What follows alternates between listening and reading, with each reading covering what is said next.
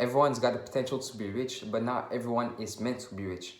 Why? Because not everyone thinks he is worthy of being rich. You gotta understand, when you have a negative self-image about yourself, for example, you say you cannot be rich because you're unlucky, right? Then what's gonna happen is you're gonna try to prove in every situation that you're unlucky, basically. You're gonna try to prove that you basically can't, you are basically by nature unlucky, which is not true, but you want to prove it to yourself. So why can't someone be rich if they have a negative self-image? Now, I'm not saying it's impossible, but what you gotta understand is if they don't believe like they are worthy of being rich, for example, then their not their self-image, but their beliefs, their perceptions, and their actions are actually gonna be consistent with that self-image. So someone who has a negative self-image, who thinks he's always unlucky, who thinks he's not confident, who thinks he is like not worthy of anything, then what you gotta understand is his actions will be consistent with that. They will be relied with the self-image.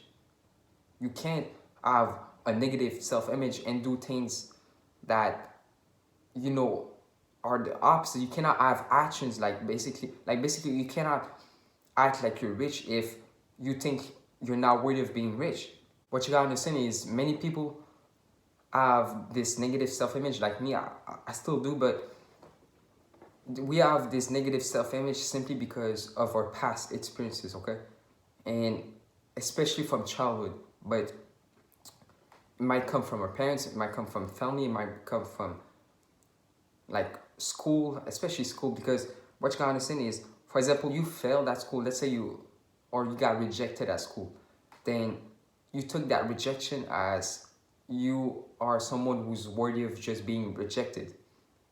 And now just as a rejection, like it's not because that you felt that you're a failure, but that's what many people believe. We don't have this confidence in ourselves, and we just get programmed in childhood to think, okay, I'm unlucky because someone told me I'm unlucky.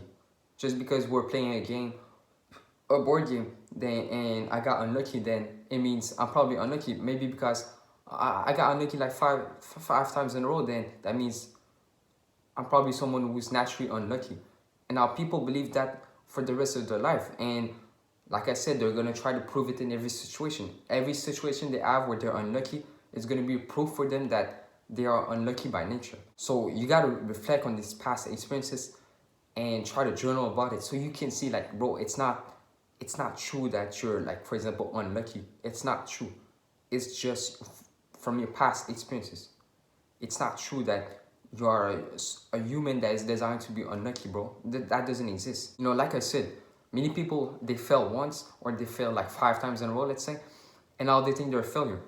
They think they're a failure. They are now like basically scared, and they will try to prove in every situation that they're a failure, because now they got the mindset of someone who's a failure. So why not act like someone who's a failure? You know what I mean? Because like I said, you're gonna be consistent with your self-image. If you think you're a failure, then yes, you're gonna act like a failure. If you think you're a winner, then you're gonna act like a winner, and your chances of winning are gonna be up. And even if you lose, it's just a loss. It doesn't mean that you're a failure. It doesn't mean you're a loser. Now, one of the solution I'm gonna give you right now is write down like as many achievements that you did in the past, okay?